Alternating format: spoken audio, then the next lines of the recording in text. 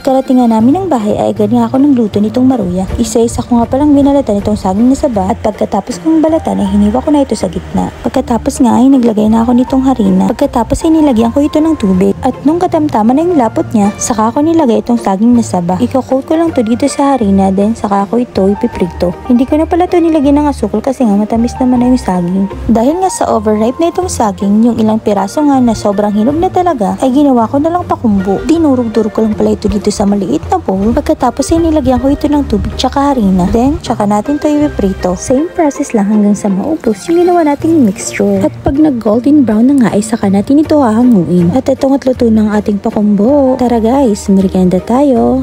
So yun lang muna for today's vlog. Thank you for watching. Follow for more. Karating nga namin ng bahay ay agad nga ako ng luto nitong maruya. Isa-isa ko nga palang binalatan itong saging na saba at pagkatapos kong balatan ay hiniwa ko na ito sa gitna. Pagkatapos nga ay naglagay na ako nitong harina. Pagkatapos ay nilagyan ko ito ng tubig. At nung katamtaman na yung lapot niya, saka ko nilagay itong saging na saba. Iko-coat ko lang to dito sa harina, then saka ko ito ipiprito. Hindi ko na pala to nilagyan ng asukal kasi nga matamis naman na yung saging. Dahil nga sa overripe na itong saging, yung ilang piraso nga na sobrang hinog na talaga, ay ginawa ko na lang pakumbo. Dinurog-durog ko lang pala ito dito sa maliit na bowl. Pagkatapos ay nilagyan ko ito ng tubig tsaka harina. Then, tsaka natin ito ipiprito. Same process lang hanggang sa maubos yung ginawa nating mixture. At pag nag-golden brown na nga ay saka natin ito hahanguin. At ito nga't luto ng ating pakumbo. Tara guys, merienda tayo.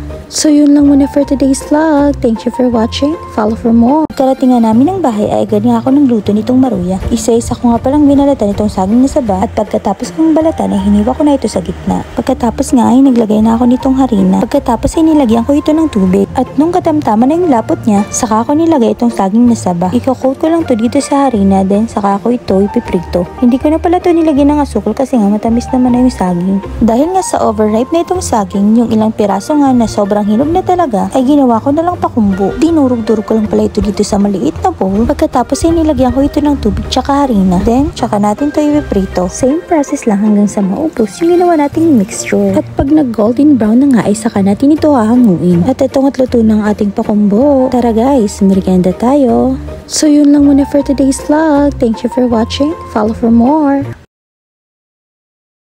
Sobrang hinog na talaga, ay ginawa ko na lang pakumbo. Dinurog-durog ko lang pala ito dito sa maliit na bowl. Pagkatapos ay nilagyan ko ito ng tubig tsaka harina. Then, tsaka natin ito ipiprito. Same process lang hanggang sa maubos yung ginawa nating mixture. At pag nag-golden brown na nga ay saka natin ito hahanguin. At ito nga't luto ng ating pakumbo. Tara guys, merienda tayo.